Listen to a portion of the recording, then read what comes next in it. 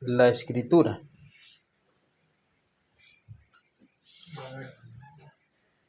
Gloria a nuestro Padre Celestial. Vamos entonces a ubicarnos en el Evangelio según Juan, capítulo 1, verso 49, que dice: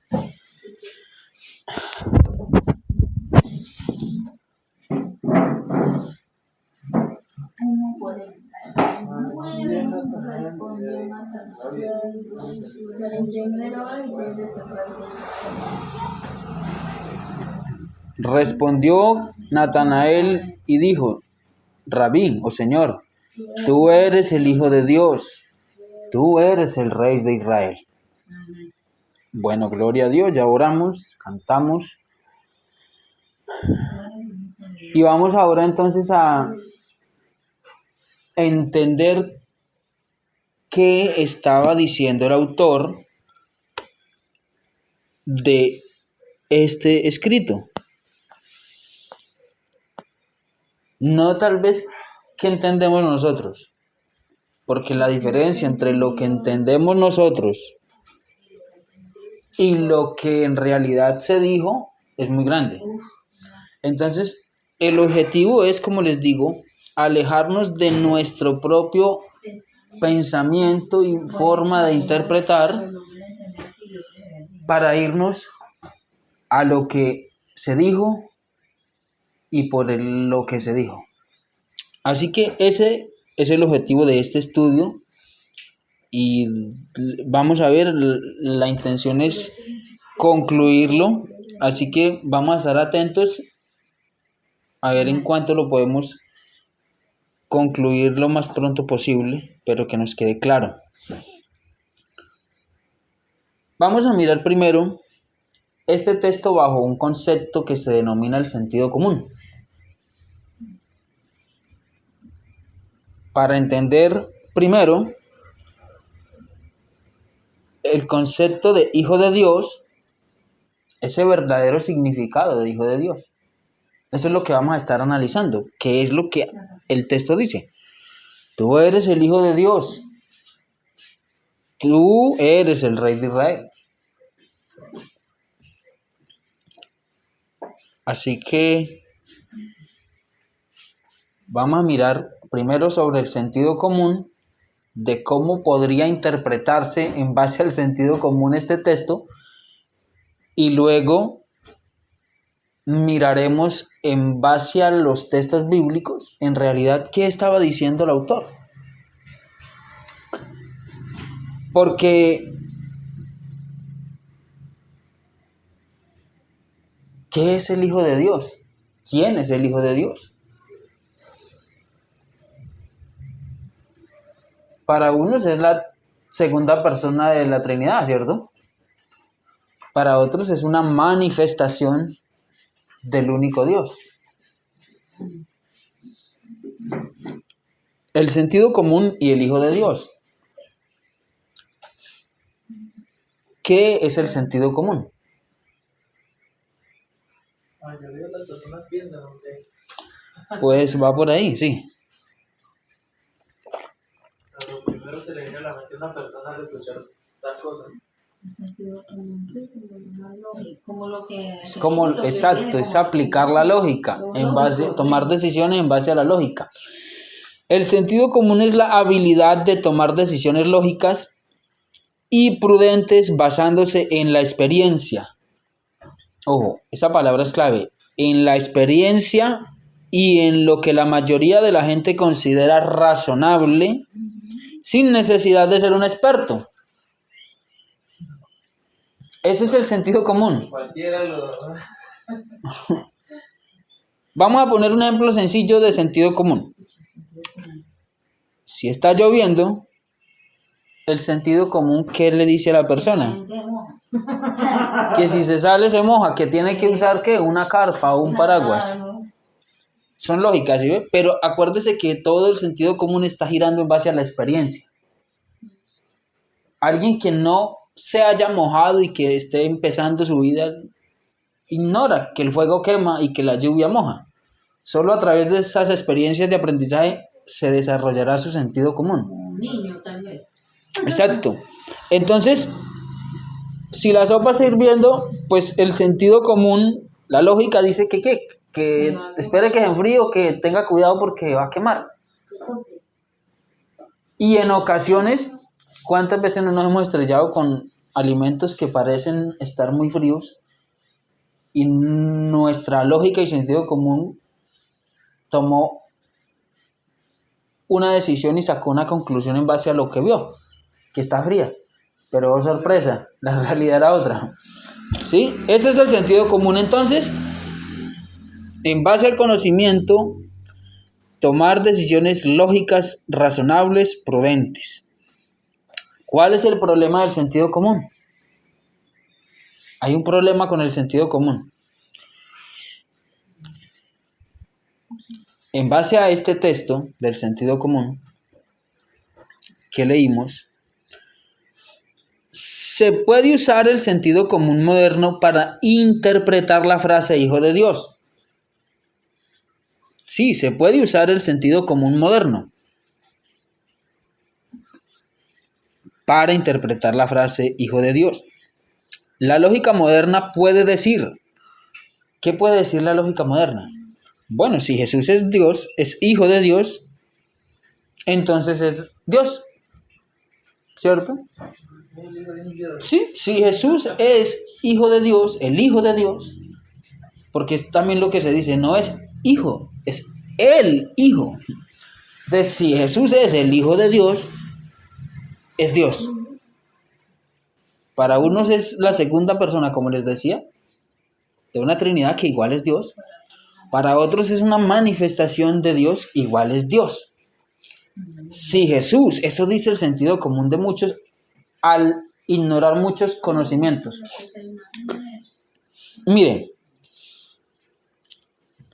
eso puede decir el sentido común, ¿cierto?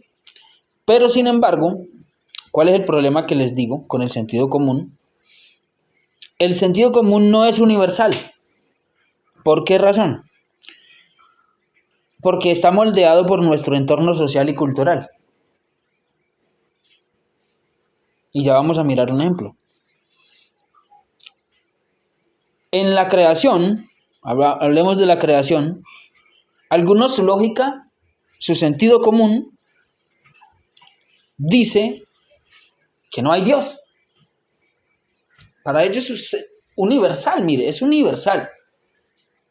Así que no es universal el sentido común.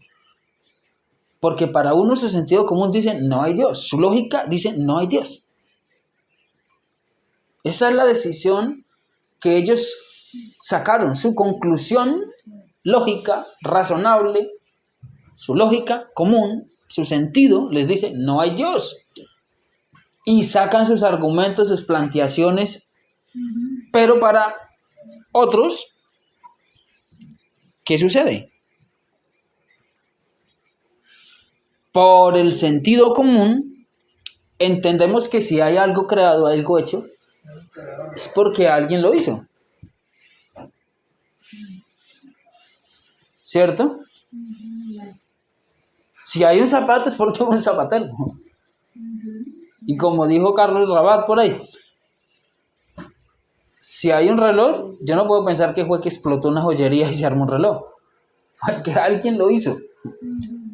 Entonces, mire cómo el sentido común universal no es igual. Ese es el problema.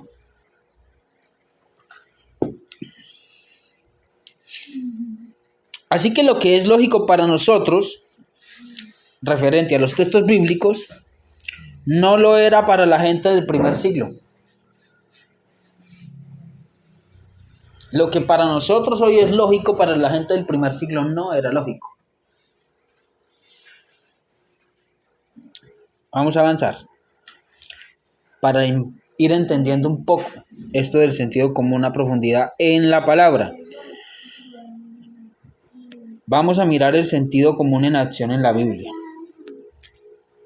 Y vamos a demostrar a través de algunos textos que el sentido común es relativo. Eso es lo que estamos mirando, que no es igual, que universal no es el mismo, que varía. Así que es relativo. Vamos a mirar dos ejemplos. Hechos de los Apóstoles 14, 8 al 15. Alguien que lo lea.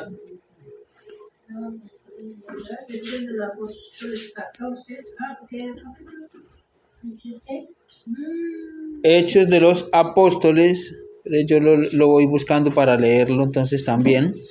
14, 8 y 15. 14, 8 al 15. Dice, Pablo es apedreado en Listra.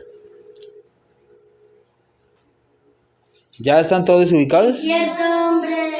Dice entonces desde el 8. Y cierto hombre de Listra estaba sentado, imposibilitado de los pies, cojo de nacimiento, que jamás había andado. Este oyó hablar a Pablo, el cual fijando en él sus ojos, y viendo que tenía fe para ser sanado, dijo a gran voz, levántate derecho sobre tus pies. Y él saltó y anduvo. Entonces la gente, visto lo que Pablo había hecho, alzó la voz diciendo en lengua licaónica, dioses bajo la semejanza de hombres han descendido a nosotros. Y a Bernabé llamaban Júpiter, y a Pablo Mercurio, porque este era el que llevaba la palabra. Y el sacerdote de Júpiter, cuyo templo estaba frente a la ciudad, trajo toros y guirnaldas delante de las puertas, y juntamente con la muchedumbre quería ofrecerle sacrificios. Cuando lo oyeron los apóstoles Bernabé y Pablo, rasgaron sus ropas y se lanzaron entre la multitud dando voces y diciendo, varones, ¿por qué hacéis esto? Nosotros también somos hombres semejantes a vosotros, que os anunciamos que de estas vanidades os convirtáis al Dios vivo, que hizo el cielo y la tierra, el mar y todo lo que hay en ellos. ¿Qué nos dice el texto ahí?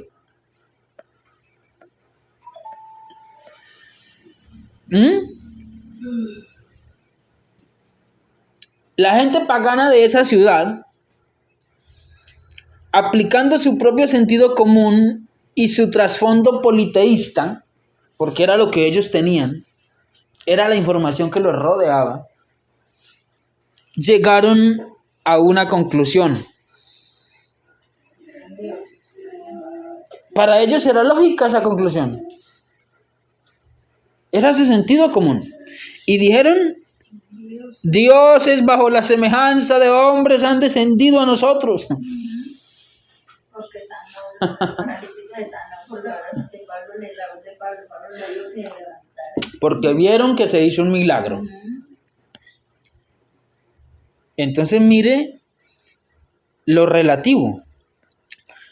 Ahora miremos otro caso en Hechos de los Apóstoles, capítulo 28, versículo 1 al 6. Hechos 28, del 1 al 6. ¿Qué nos dice? Vamos a mirar. Dice, ¿están todos ubicados? Amén. Mire, dice, estando ya a salvo, supimos que la isla se llamaba Malta, y los naturales nos trataron con no poca humanidad, es decir, fueron duros, porque encendiendo un fuego, nos recibieron a todos a causa de la lluvia que caía del frío. Entonces, habiendo recogido Pablo algunas ramas secas, las echó al fuego, y una víbora, huyendo del calor, se le prendió de la mano.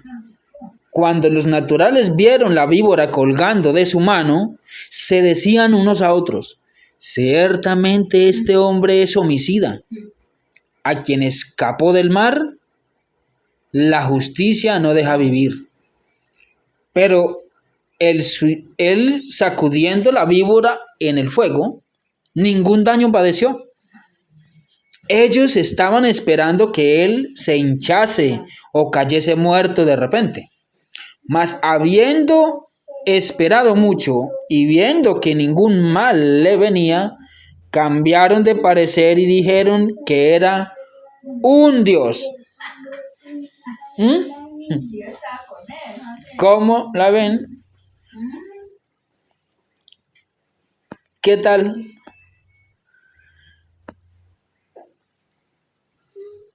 Miremos cómo después de este naufragio, esa víbora entonces muerde a Pablo, ¿cierto? No sufre ningún daño.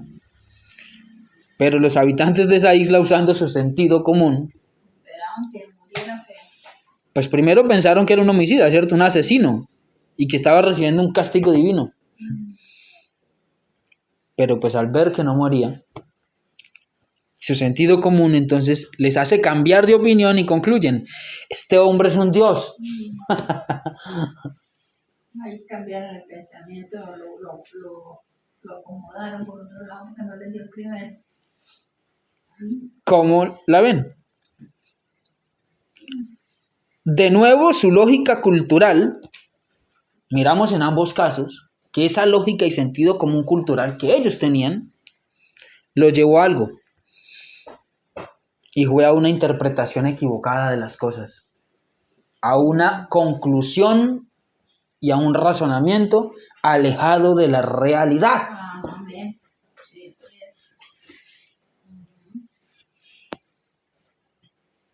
Así que, ¿qué miramos en estos pasajes? Hay una enseñanza interesante. Aplicar el sentido común ajeno al contexto del evento lleva a conclusiones incorrectas. Aplicar el sentido común lejos o ajeno a los hechos del contexto del evento, o sea, alejado de la realidad, lleva a eso, a conclusiones incorrectas.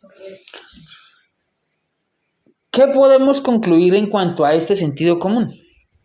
Si se utiliza el sentido común y el contexto cultural de los escritores y la audiencia original, vamos a mirar qué dice. La expresión Hijo de Dios se entiende claramente como un título real y mesiánico. Un descendiente de David destinado a ser rey. Y no como una afirmación sobre ser Dios mismo.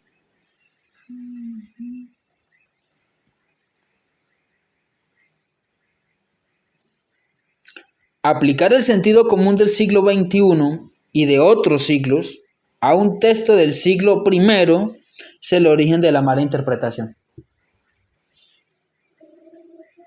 Eso ha llevado a que hayan demasiadas diferencias. Así como ya miramos por la Biblia que llamaban dioses en base a su sentido común a cualquier cosa que para ellos fuera sobrenatural. Por eso es que muchos dicen que Jesús es Dios por lo que también por lo que hizo, ¿cierto? Porque aplican su sentido común. Hizo andar los paralíticos, resucitó muertos, abrió vista a los ciegos, entonces dicen que ese era Dios. Porque están aplicando un sentido común ajeno al siglo I, y ese es el origen de una mala interpretación. Ahora entonces, ya habiendo despejado esto del sentido común y de cómo lleva malas interpretaciones y de cómo el sentido común a muchos llevaron a decir es un Dios, a hombres que eran hombres de Dios pero que no eran un Dios,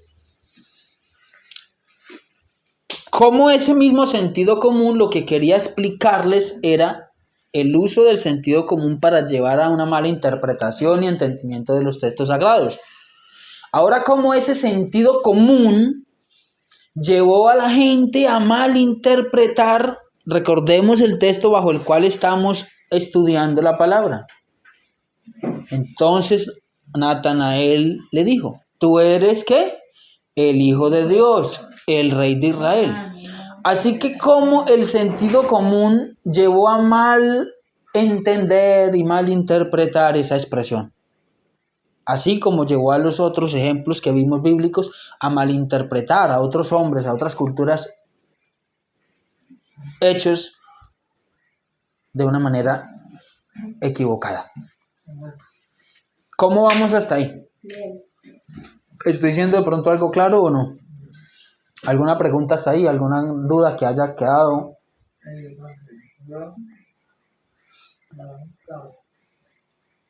Les quiero reiterar, esto que estoy hablando no es una interpretación bíblica, no es un análisis teológico, no es un estudio que haya surgido, no. Tal vez de mí, no. Es información que ya está, que es real. Es real, esto no está sustentando una doctrina, esto no está sustentando que Dios es uno, que es tres, que Jesús es Dios, que es la segunda, no. Es un estudio que está mostrando la realidad de las cosas. Entendiendo que el contexto bajo el cual se desarrollaron los hechos. Porque recordemos que si queremos entonces entender el sentido común, tenemos que pensar como ellos. El sentido común de los hombres del siglo I que experimentaron la existencia corporal de Cristo.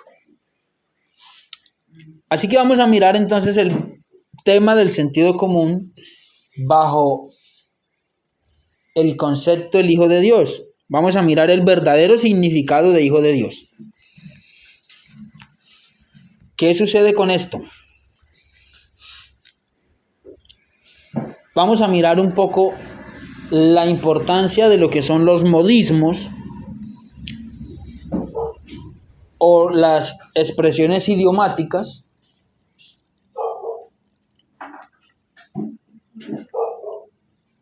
y el contexto cultural. La importancia de los modismos o expresiones culturales y el contexto cultural. Recordemos que el contexto es el área, el sector, las circunstancias bajo las que se lleva a cabo algo. ¿Sí? Ese es el contexto. Por eso el chismoso, la mayoría de chismosos, sacan las cosas fuera de su contexto.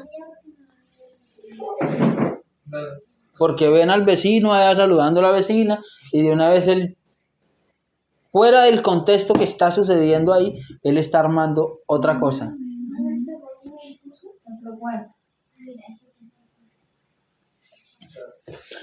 Entonces miremos algo. Recordemos, vamos a mirar primero esta importancia de los modismos.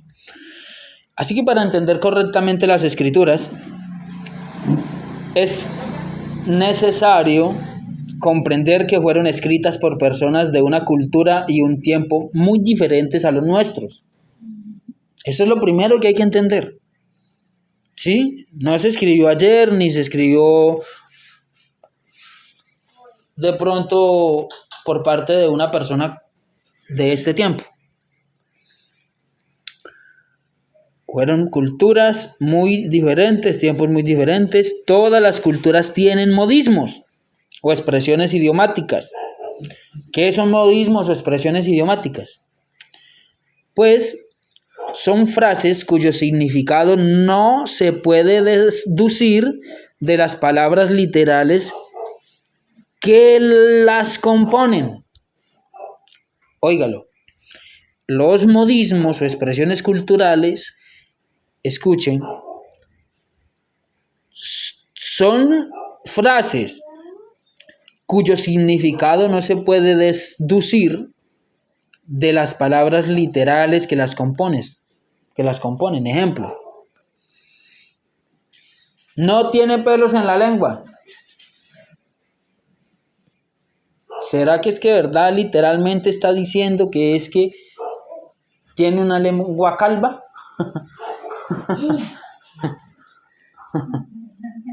Claro, son cosas que no se pueden interpretar con las palabras literales. Literales no, son expresiones que quieren indicar algo. ¿Qué quiere decir eso?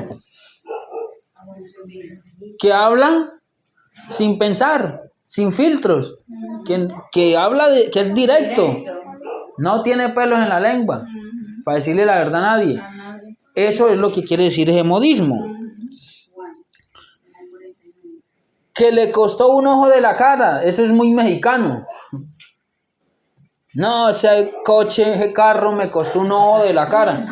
¿Será que es que de verdad le tocó sacarse un ojo y pagar con el ojo o vender el ojo para poder comprar el carro? Lo que está queriendo decir es que costó bastante. Y así, cada cultura maneja expresiones idiomáticas, modismos, que solo la cultura conoce. Imaginémonos un gringo llegando aquí a Colombia y que más o menos entienda el español y le digan es que le quieren tomar el pelo. Oh, gringo, que le quieren tomar el pelo.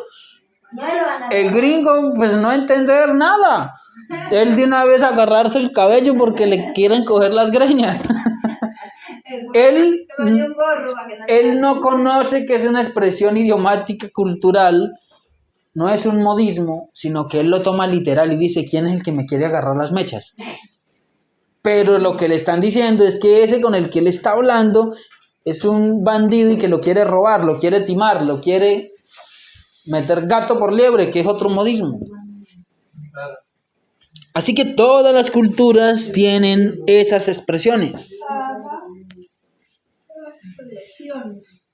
¿Listo? Para entender un modismo, mire, la clave es el contexto. La clave es el contexto, es analizar el panorama en general. Recordemos, para entender un modismo es indispensable situarse en la perspectiva cultural de quienes lo usan.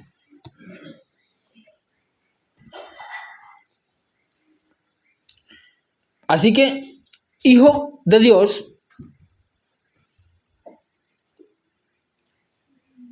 es un modismo judío. Oiga, pero qué cosa. Mire, la información que se está dando es veraz. Y aquí si llega un religioso, un trinitario, lo que sea, un religioso que tiene su doctrina agarrada y para él es la verdad, no le cabe en la cabeza. Y es una locura. Porque él ya tiene su información y su creencia basada en lo que estábamos viendo ahorita. Su sentido común. Su sentido común. Ya a esa persona su sentido común, en base a la información, ya definió quién es el Hijo de Dios. Es un Dios. El segundo o el único, pero es un Dios. Pero está ignorando que el Hijo de Dios, esta expresión Hijo de Dios, es un modismo judío. Porque ¿qué es lo que hace a Cristo, a Jesús, ser el Hijo de Dios? ¿Qué es lo que lo hace ser el Hijo de Dios? Entonces ahí es donde entra el tema de la unión hipostática, que es que ellos eran uno que eternamente existió, que estaba o no estaba, que era el verbo. Bueno, en conclusión, el Hijo de Dios es otro Dios porque es divino, es engendrado por Dios. Y si un Dios engendra a otro Dios, hay un semidios. Así que, mire, vamos a analizar esto. Hijo de Dios como un modismo judío. Esto está interesante. Es un modismo judío. ¿Y por qué pelear con la realidad? No sé qué quiere decir otra cosa. Eso es lo que vamos a mirar. Ahora vamos a mirar entonces esto. Hijo de Dios como un modismo judío. La expresión hijo de Dios, explicada o aplicada a Jesús, es un modismo propio de la cultura judía del primer siglo. ¿Usted se ha puesto a pensar en algún momento qué quería decir o en qué estaba pensando un judío del primer siglo cuando decía hijo de Dios? Cuando decía que Jesús era el Hijo de Dios. Sí se ha puesto a pensar. Hemos sacado en base a nuestro sentido común y nuestra lógica, con la información que hemos recibido, una conclusión. ¿Cierto? Entonces, vamos a mirar que esta expresión entonces aplicada a Jesús es un modismo propio de la cultura judía del primer siglo. Este modismo ha sido malinterpretado por la cultura occidental, o sea, por gente lejana, ajena a esa cultura en la cual se desarrolló esa expresión.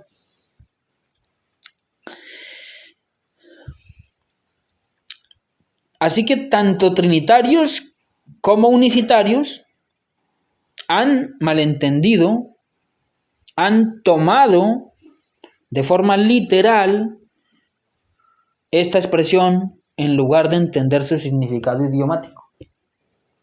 O sea, les pasa lo del gringo. Están creyendo que es literal.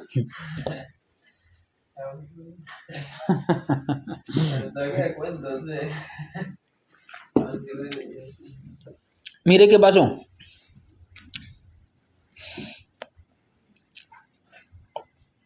Origen bíblico, porque esto no es simplemente hablar por hablar. Todo cuanto se diga tiene que estar basado en la Biblia. Porque la Biblia es la palabra de Dios. Lo que pasa es que está mal interpretada, está mal entendida, y la gente, en base a que desconoce muchas cosas, algunos textos que están mal encajados, que están ligeramente maquillados, entonces sacan sus deducciones.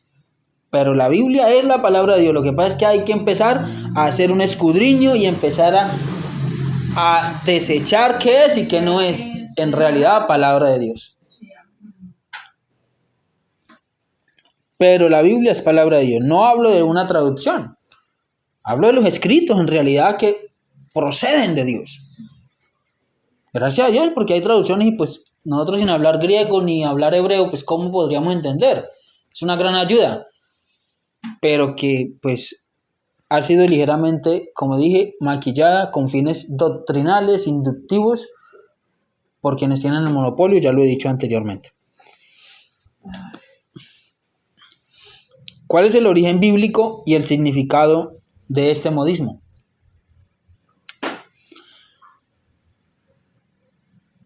El origen de esta expresión está en el Antiguo Testamento.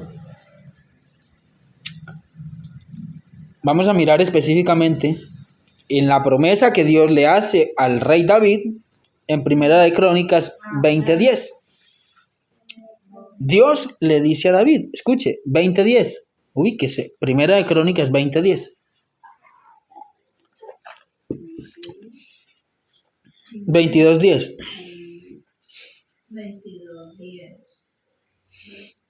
Él edificará casa a mi nombre, y él me será mi por hijo, y yo le seré por padre, y afirmaré el trono de su reino sobre Israel para siempre. Así es. Dios le dice a David algo, refiriéndose a su hijo Salomón, quien construiría el templo, ¿cierto? Él edificará una casa a mi nombre, y él me será a mí por hijo, y yo le seré a él por padre, y afirmaré el trono de su reino sobre Israel para siempre. A partir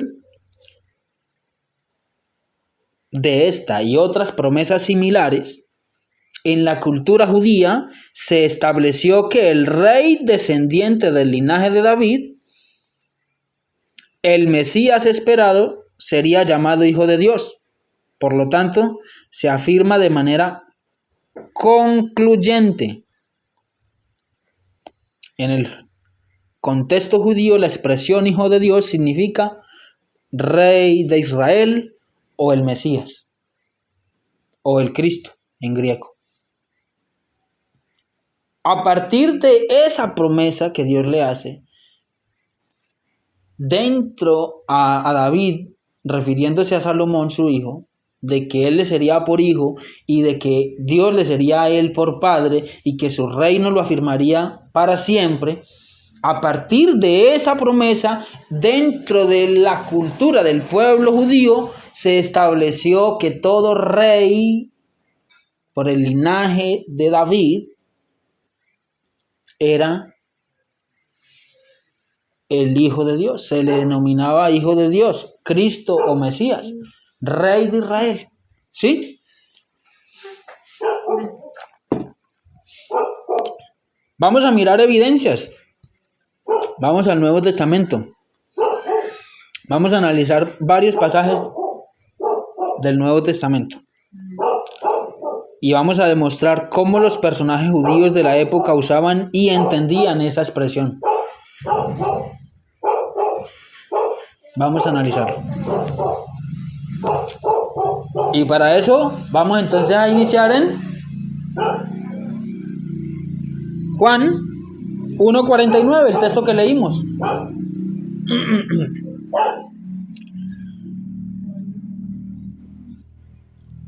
¿Qué pasó? Juan 1:49. Cuando Natanael conoce a Jesús, mire qué dice. Responde, le dice: Rabí, maestro, tú eres el Hijo de Dios. Tú eres el Rey de Israel. Vamos a analizar esto. Natanael, un judío devoto, porque recordemos lo que le dijo Jesús: tú eres un verdadero israelita. Que esa es otra expresión idiomática que tiene una definición de qué era ser un verdadero israelita. Tendría unas características. ¿Sí? Así que un judío devoto era Natanael. No está él haciendo dos declaraciones. No está separando sus conceptos. Está usando una figura literaria hebrea. Y esa figura literaria hebrea es conocida como paralelismo. ¿Qué es lo que está haciendo? La segunda frase de ese paralelismo, la segunda frase, Rey de Israel, explica o refuerza la primera, Hijo de Dios. Tú eres el Hijo de Dios, el Rey de Israel. ¿Sí?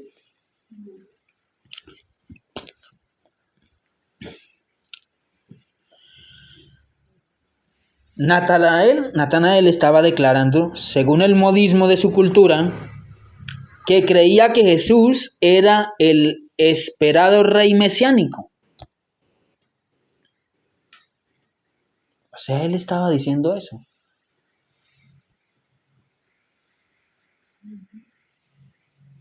Que aceptaba, que reconocía que él era el Rey de Israel, el Hijo de Dios, el Mesías prometido a las naciones. De la figura de Daniel 7, el Hijo de Hombre.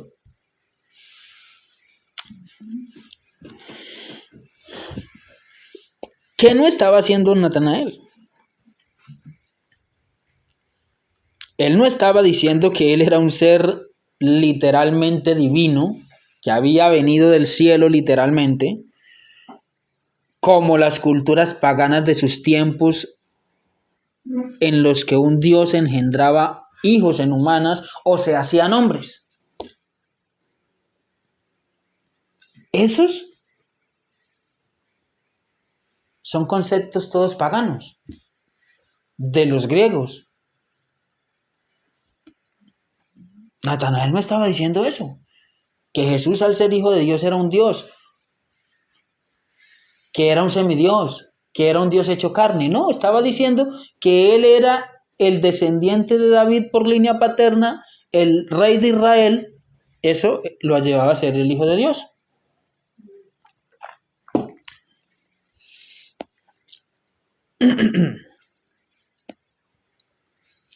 Vamos a mirar otro caso de evidencia.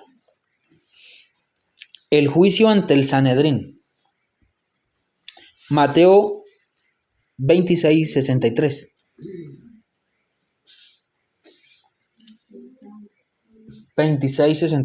¿Qué dice? Mateo 26, ¿ya están todos ubicados? Amén.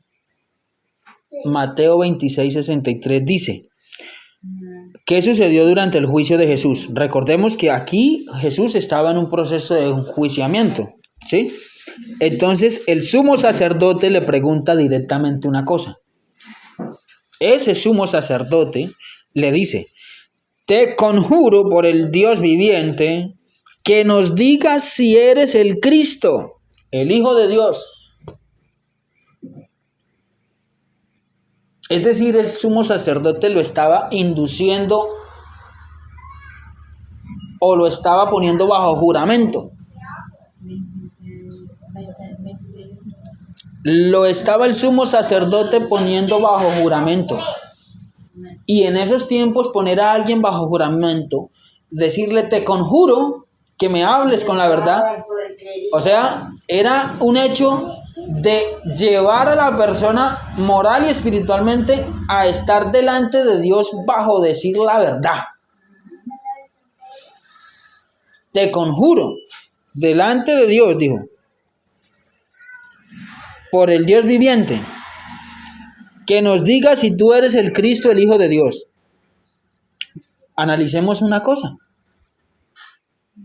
Alguna vez, tal vez, cuando leímos en algún momento este texto,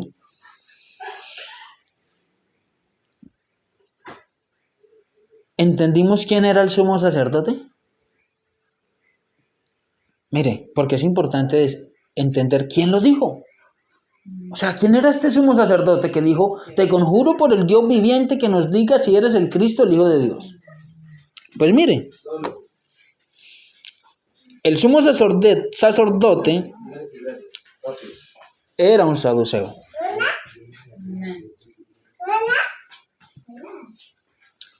Pero ¿qué indica que este sumo sacerdote hubiese sido un saduceo?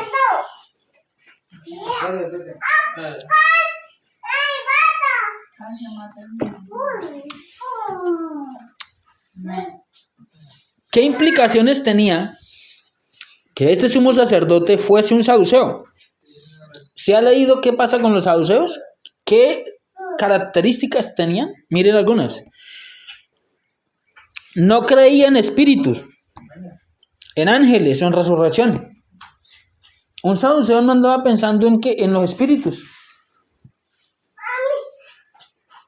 Un saduceo no andaba pensando en ángeles, en resurrección.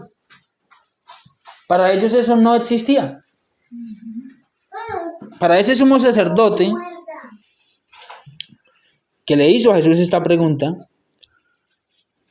que no creía en espíritu ni en resurrección, no estaba preguntando. Este sumo sacerdote no estaba preguntando por la naturaleza divina de Jesús. Cuando él le dice, tú eres el Cristo, el Hijo de Dios, te conjuro que nos diga la verdad, no estaba preguntando por su naturaleza divina, no, la de Jesús no. Estaba haciendo una pregunta política. ¿Eres tú el Mesías, el Cristo, el legítimo rey davídico, el Hijo de Dios? Eso era lo que estaba preguntando en realidad.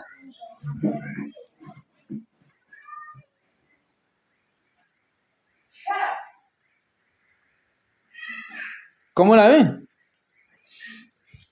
Vamos a mirar otra cosa. La acusación ante Pilato. Mire qué pasó con el cambio de contexto.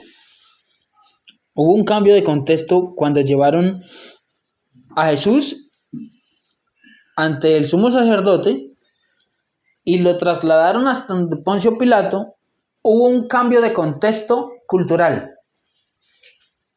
¿Sí me hago entender? ¿Por qué? Cuando Jesús es llevado ante Pilato, un gobernador romano, no era judío, ¿era qué? Romano. El sumo sacerdote sí era judío, pero Poncio Pilato no era judío, era romano. Y en el traslado desde el sumo sacerdote hasta donde Poncio Pilato, que era romano, que él no entendía los modismos judíos, no entendía eso de el Cristo, el Hijo de Dios, pues la acusación cambia con el objetivo de ser comprensible en el contexto político romano.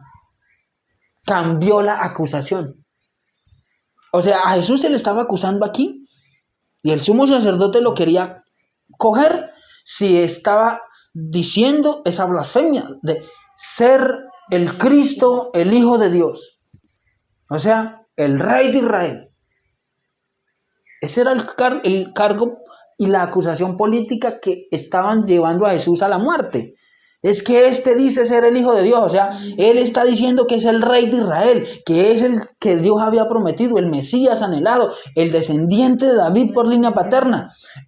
Mire qué pasó cuando llevaron ante Pilato a Jesús. Lucas 23, 1, 3.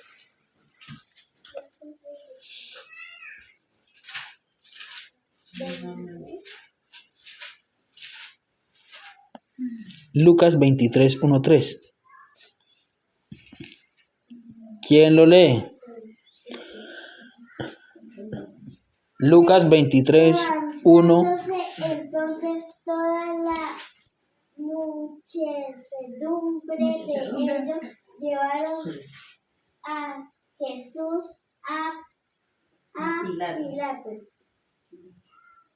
y comenzaron a causarle Tremendo, ¿no?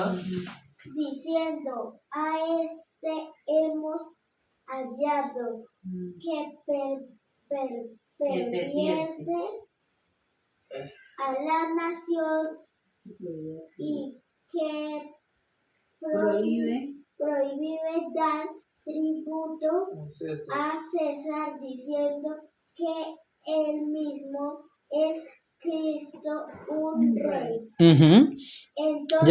Entonces, miremos cómo cambió el escenario. Allí el sumo sacerdote le está diciendo: te conjuro que me digas si eres el Cristo, el Hijo de Dios. Pero lo llevan a Pilato, que él no conoce expresiones idiomáticas judías, es un romano, y la acusación cambia, pero es la misma. Mire qué le dicen. Ahí leímos. Esta acusación formal es: a este hemos hallado que pervierte a la nación y que prohíbe dar tributo a César, diciendo que él mismo es el Cristo, un rey. Oiga, que le dijeran al gobernador Poncio Pilato, gobernador de toda la provincia, que había otro rey. Pues eso es sedición. Por eso cuando Herodes escuchó que había nacido el rey de Israel, se turbó, se preocupó y mandó a matar a una cantidad de inocentes. Porque estaban, ¿qué? Monopolizando el reinado. Entonces, esta acusación ante Poncio Pilato es grave. Que le digan: aquí hay uno que dice que es el rey. Uy, quieto, dijo el gamín. Dijo. Quieto. Lucas 23, 1, 3, ya lo leímos. Mateo 27, 11. Pilato le pregunta a Jesús de forma directa, traduciendo el modismo a su significado político: ¿eres tú el rey de los judíos?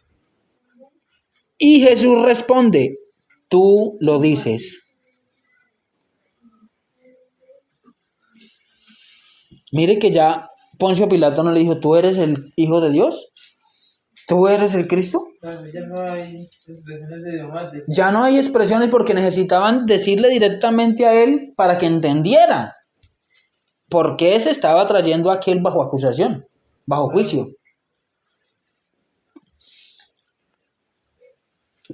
Analicemos una cosa. Este cambio de Hijo de Dios a Rey de los judíos, al pasar de un contexto judío a uno romano, es presentado como la prueba definitiva de que ambas expresiones significan lo mismo. Los líderes judíos tradujeron el modismo para que Pilato entendiera la naturaleza de la acusación. Jesús estaba siendo acusado, como les dije anteriormente, de sedición, al proclamarse ¿qué? Un rey.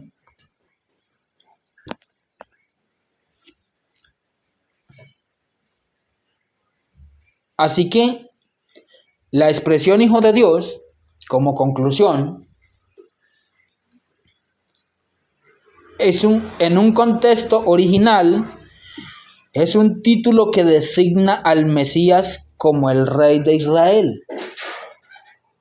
Escuche, la expresión Hijo de Dios, en su contexto original, no contextos que surgieron posteriores, en su contexto original, es un título que designa al Mesías como el Hijo, como el Rey de Israel, descendiente de David.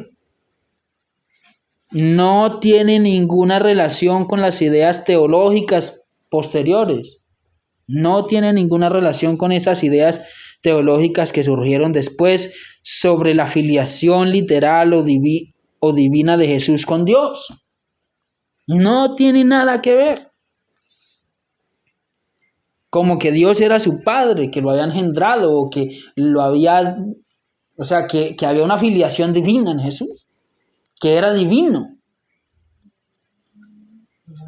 Eso es lo que relaciona la gente con el Hijo de Dios. De una vez lo relaciona con naturaleza de Dios, con Dios. Y ahí es donde empiezan a haber las confusiones. Porque ven otro Dios y Dios es solo hay uno.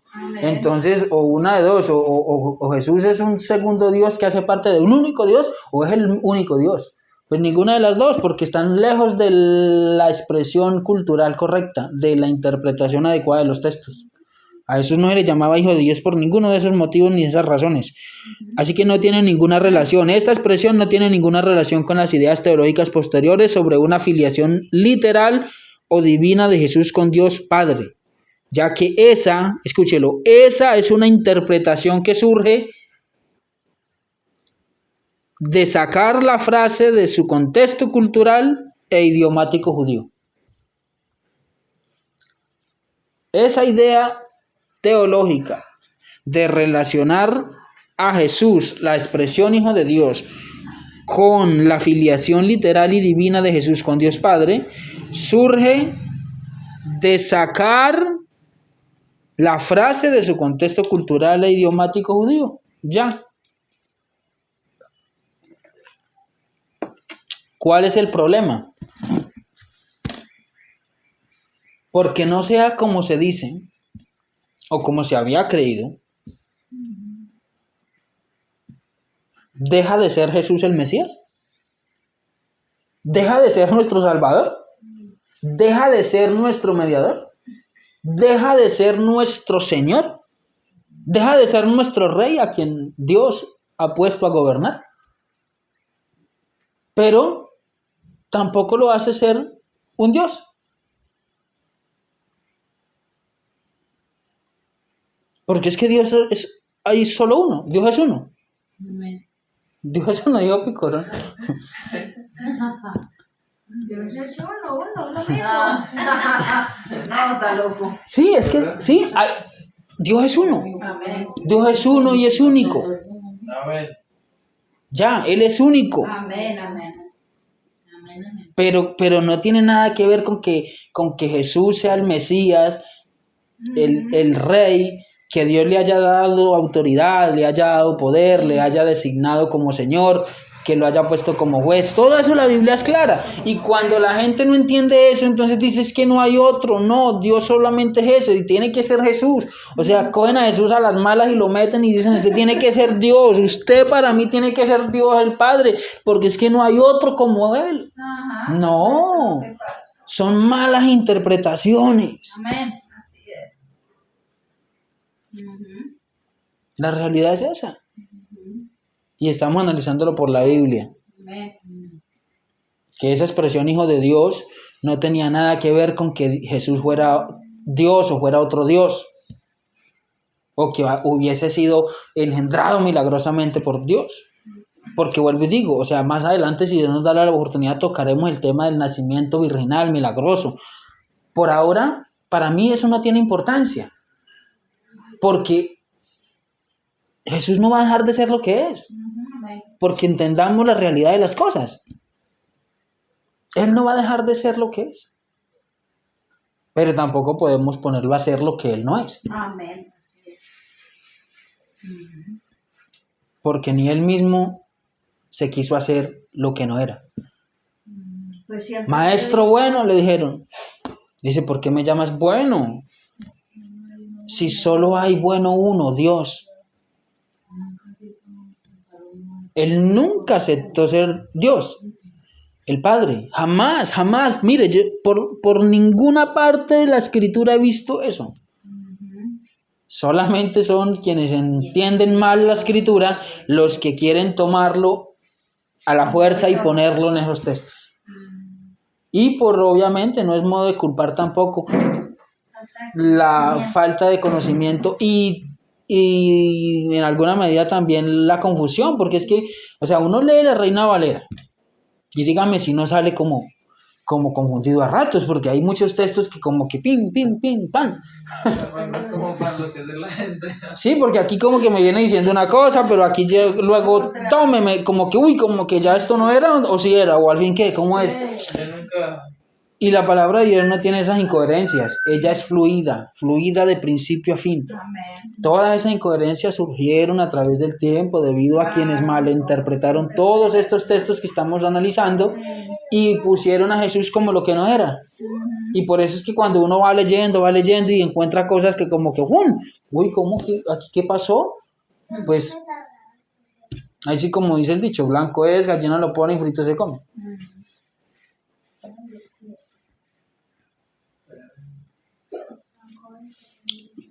Pero sigamos gozándonos. Aquí el objetivo no es reclutar millones, porque si no, ya aquí nos habíamos declarado pastores. Giovanni había ido para un lado, yo para otro.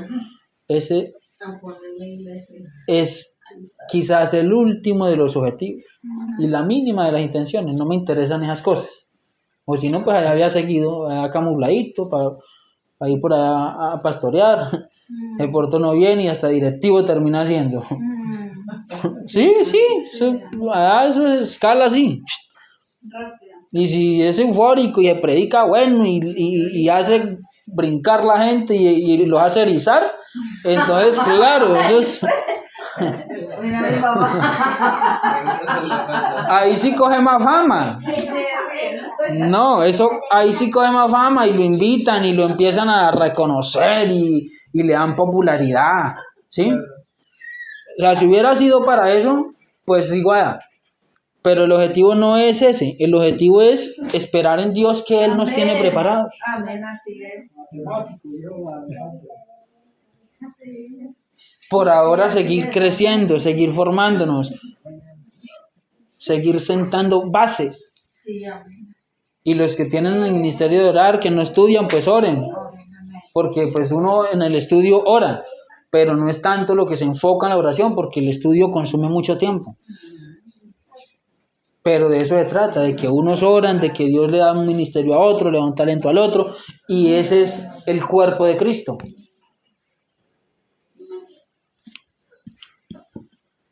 Así que sigamos gozándonos en Dios nuestro Padre y en el Salvador que Él nos ha designado. Amén. Así es. Ay, es que creen que Jesús es el Hijo de Dios, que es otro Dios. No, pues entiendan la Biblia. Y entonces ese es el objetivo, que cada uno entienda que cuando hablamos de Jesús como Hijo de Dios, estamos refiriéndonos a esa expresión que en ese tiempo surgió Amén. para designar al Rey de Israel, al Mesías prometido.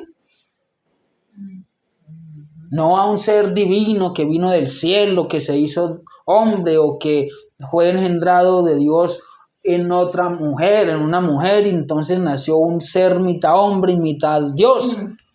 Porque esa es la realidad. Esa es la realidad. Si un Dios engendra a otro Dios, inevitablemente ahí nace un semidios. Y ahí entramos en muchos problemas, porque entonces viene, ¿cómo un semidios me va a decir? Es que yo le he dado ejemplo para que como yo he hecho, usted también haga, hijo. Pues claro, es que usted es un hijo de un Dios. ¿Cómo me va a decir a mí eso? Yo soy un mortal, soy débil, soy carne. Y por eso decía que era necesario que ese hijo de Dios, ese rey que Dios tenía designado, fuera como nosotros, que participara de carne y sangre. Y a Moisés Dios le dijo algo. Moisés transmitió lo que Dios le dijo. Dijo, el Señor vuestro Dios os levantará profeta. Amén. Como a mí, a él oí. Hablaba de Jesús, de ese Mesías que llegaría en ese tiempo, de ese Cristo, de ese rey designado. Él no estaba hablando de que Dios iba a ser hombre o que iba a engendrar un hijo de una mujer. No, un hombre, un ser humano como la figura de Daniel 7, el hijo de hombre. Vamos a leer ese Daniel 7 para concluir el estudio. No lo traía entre el arsenal, pero vea.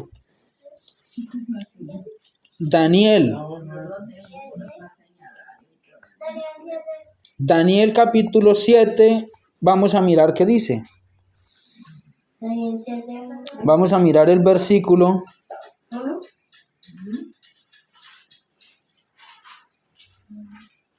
Vamos a mirar 7:14 y después da dominio el 14 desde el 13. Dice, miraba yo en la visión de la noche, y he aquí con las nubes del cielo venía uno como un hijo de hombre, que vino hasta el anciano de días en la Biblia es Dios, y le hicieron acercarse delante de él. O sea, este hijo de hombre, como hijo de hombre llega, se acerca a Dios, al anciano de días, ¿y qué pasa? Le fue dado dominio, gloria y reino para que todos los pueblos, naciones y lenguas le sirvan. Su dominio es dominio eterno que nunca pasará y su reino uno que no será destruido. ¿Ah? Amén. Y si nos vamos a Primera de Corintios para terminar, ¿qué nos dice Primera de Corintios? Vamos a mirar Primera de Corintios, entonces ¿qué está? ¿Qué dice que el Dios le dio reino? 15:20. Primera de Corintios 15:20. Mire, este hijo de hombre que se le dio dominio, poder y todo reinado, en Primera de Corintios 15:20 nos dice quién era, el Hijo de Dios, el Mesías, el Rey de Israel. 15, capítulo 20. Este es largo, pero vamos a mirar desde él. ¿O puedes leer desde el 27? Sí, para ser más cortico. Dice, porque todas las cosas las sujetó debajo de sus pies. Y cuando dice que todas las cosas han sido sujetas a él, está hablando de Cristo, ¿sí? Porque todas las cosas las sujetó debajo de sus pies. ¿Quién las sujetó? Dios. Y cuando dice que todas las cosas han sido sujetas a él, o sea, hay uno que sujetó algo a alguien. Amén. El que sujetó es Dios. Amén. Y al que le sujetaron es a Cristo. Eso está diciendo el texto. O sea, es que no, el que no entienda esto, pues realmente está mal. Claramente dice, y cuando dice que todas las cosas han sido sujetas a él, claramente se exceptúa aquel que sujetó a él todas las cosas. Es decir, a este hijo de hombre que leímos en Daniel, dice que se le sujetaron todas las cosas. ¿Pero qué sucedió? Que el que le sujetó a él todas las cosas no quedó sujeto. No quedó sujeto a aquel que se le sujetaron todas las cosas. Dice, Pero luego que todas las cosas le estén sujetas, entonces también el Hijo mismo, ¿quién es el Hijo? El Rey, Cristo, el Rey de Israel, el Mesías. También el Hijo mismo se sujetará al que le sujetó a él todas las cosas, o sea, a Dios. ¿Para qué? Para que Dios sea todo en todos. ¿Ya? No, pues estamos hablando de que hay otro Dios, de que hay dos, de que hay tres, de que hay cinco, de que hay cuatro, de que... ¿No?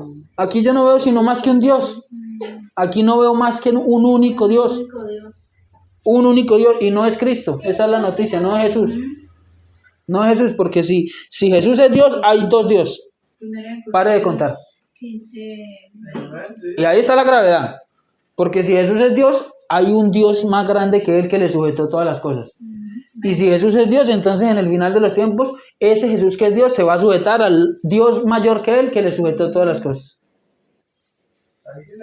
Eso sí es grave, porque no creen que están creyendo, o sea, están creyendo lo que no creen. Es una espada de doble filo, porque creen que están creyendo en un único Dios, pero en la realidad es que ingenuamente están creyendo que hay más de un Dios. Porque vuelvo y digo, si Jesús es Dios, el único Dios, entonces ¿qué Dios le sujetó a Él todas las cosas? Entonces, ¿a qué Dios es que Jesús se va a sujetar después de que todo le sea sujeto a Jesús? Que habría otro Dios para pues hay Dios, porque hay un Dios que le sujeta, a Jesús que es Dios, le sujeta a todas las cosas. Y luego en el fin de todo, Jesús que es Dios se va a sujetar a el Dios que le sujetó a todas las cosas. Para que el Dios que le sujetó a Jesús, que es Dios, todas las cosas, sea todo en todos. Entonces, habrían dos dioses para estos así. Pues que hemos sido, espero, nosotros, mire, la grandeza de lo que hemos nosotros entendido y recibido no es pequeña. Porque esto sí podemos decir, esto no es doctrina, es estudio de la palabra. Sí, es lo que es bíblico. Esto sí es en realidad lo que se denomina la simiente apostólica. Edifíquense sobre el fundamento de los apóstoles y profetas, siendo ¿quién? Cristo Jesús. Jesús, el Rey, el Mesías, la principal piedra. Bueno, gloria a nuestro Padre Celestial.